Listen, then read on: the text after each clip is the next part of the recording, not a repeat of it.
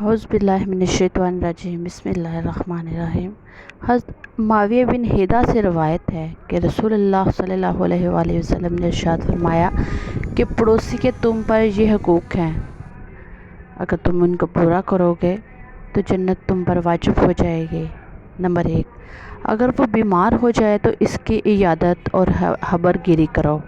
Number 2، اگر انتقال کر جائے تو اس کے جنازے کے ساتھ جاؤ۔ نمبر 3، اگر وہ اپنی ضروریات کے لیے قرض مانگے تو استطاعت کے مطابق اس کو قرض دو۔ نمبر 4، اگر کوئی برائی کر بیٹھے تو اس کی پردہ پوشی کرو۔ نمبر 5، اس سے کوئی نعمت ملے یا اولاد سے اللہ تعالیٰ اس کو نوازے تو اس کو مبارکباد دو۔ اگر کوئی مصیبت پہنچے یا کوئی اس کا مر جائے تو اس کی تعزیت کے لیے جاؤ۔ نمبر 6، اپنی عمارت اس کی عمارت سے اس طرح بلند نہ کرو کہ اس کے گھر کی ہوا ہی بند ہو جائے۔ نمبر 7، جب تمہارے گھر کی کوئی اچھا کھانا پکے تو اس کی کوشش کرو کہ تمہاری ہانڈی کی مہک اس کے گھر تک نہ جائے اور نہ ہی اس کے بچوں تک جائے، تاکہ باعث ایس نہ ہو، یعنی تمہاری ہانڈی کی مہک اس کے گھر تک نہ جائے یا اس میں سے تھوڑا سا اس کے گھر بھی بیچ دو۔ اس صورت میں کھانے کی مہک اس کے گھر تک جانے میں کوئی مذائقہ نہیں۔ ایک حدیث میں آتا ہے کہ اگر تم پھل خرید لاؤ تو اس میں سے پڑوسی کے ہاں بھی ہدیہ بیچو۔ جبرائیل علیہ السلام نے فرمایا کہ مجھے پڑوسی کے حقوق کی اتنی تاکید کی گئی ہے کہ بار بار پڑوسی کا نام لیا گیا ہے۔ مجھے ایسے لگا کہ جیسے شاید اس کو وارث بھی بنا دیا جائے۔ اپنے پڑوسی کی عزت و احترام کرنا ہم پر فرض ہے۔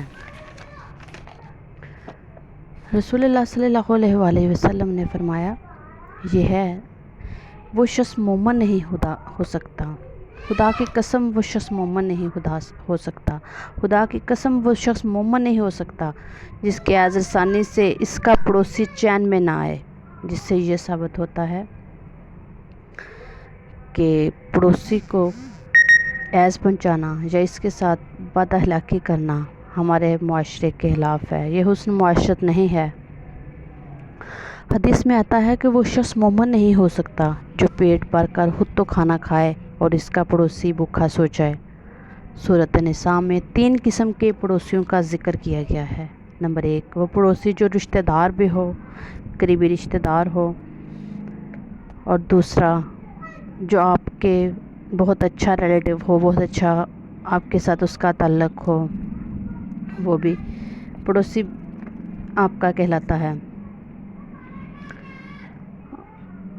اور ایک وہ پڑوسی جو آپ کی ہر وقت آپ کی خدمت بھی کرتا ہے، آپ کے ساتھ دنیاوی دینی مسائل بھی شیئر کرتا ہے، وہ پڑوسی۔ ہمارے ارد گرد کے 40 گھروں تک ہمسائے ہمارے کہلاتے ہیں۔